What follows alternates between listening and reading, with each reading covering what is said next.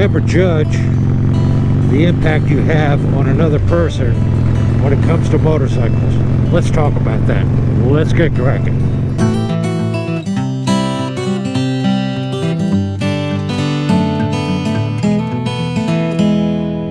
Good moto morning. Welcome to another episode of Kraken's Garage. I'm your host Eric, and on Kraken's Garage we discuss all good things on 2 and 3 wheels, plus some scooter and mini moto content. Welcome, beautiful people.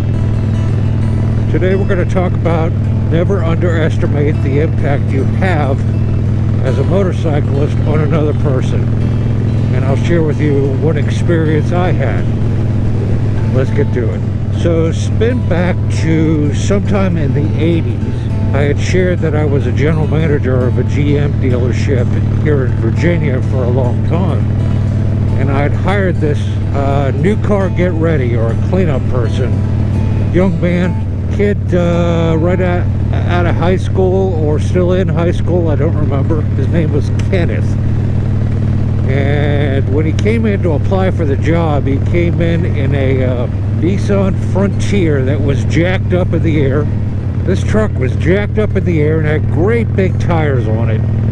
And he was blaring Metallica, playing the Sandman as he came roaring in. The bass in that truck was so loud it was rattling the windows in the showroom. I'll never forget it.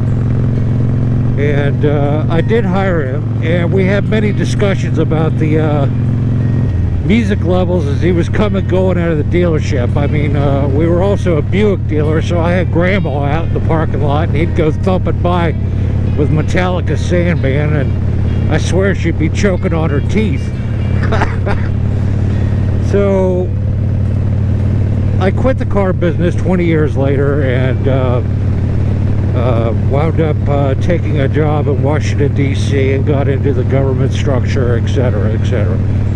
But with that said, Facebook came around and I was reluctant to sign up, like many folks. I'm not a fan of social media, but you can't deny how it reaches out and touches people. And on my Facebook account, I guess through a friend of a friend of a friend, Kenneth found me again. I don't know, 25 years later, 20 years later, something like that. I don't remember when I hired him. And he sent me a direct message or private message, and he said, "Hey, this is Kenneth." And I'm like, "Hey, Kenneth, what's going on? Been a long time. How you doing?" And he said, "Eric, I just want to thank you." And I'm like, "Thank me for what?" And he says, "Way back when I took that job at cleanup, washing cars, I was drooling all over your motorcycles. I believe I had a Yamaha R1 back then, and I also had a TW200, and he was always drooling all over my bike, and he wanted to get his motorcycle license. So I had long chats with him about it. His mind was right in the direction he wanted to go.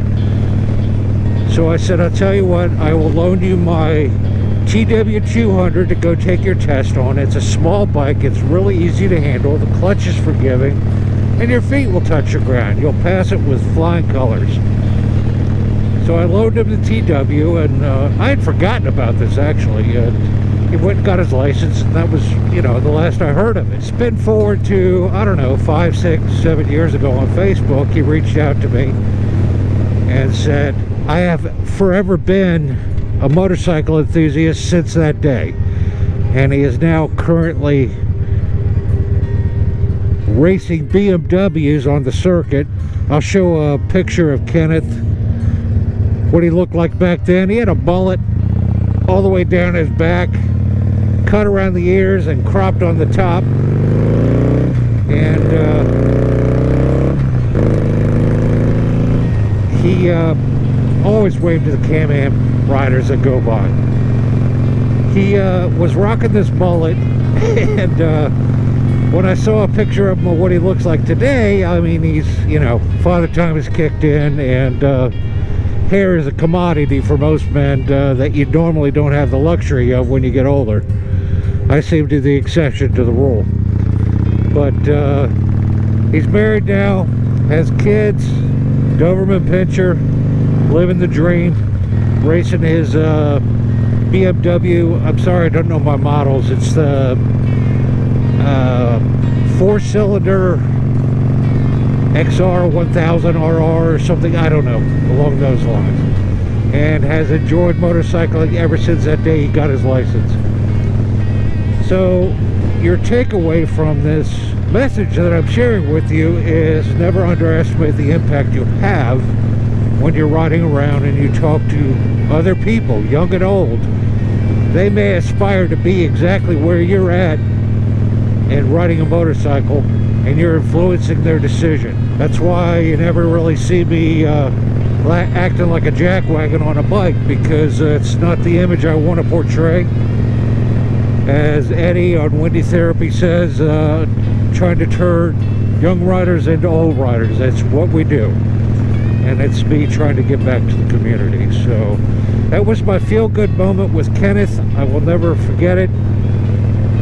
And it was my warm fuzzy that day he reached out to me. It made me feel really good about myself. I hope to connect with him and go for a ride sometime in the near future. He's still here in Virginia.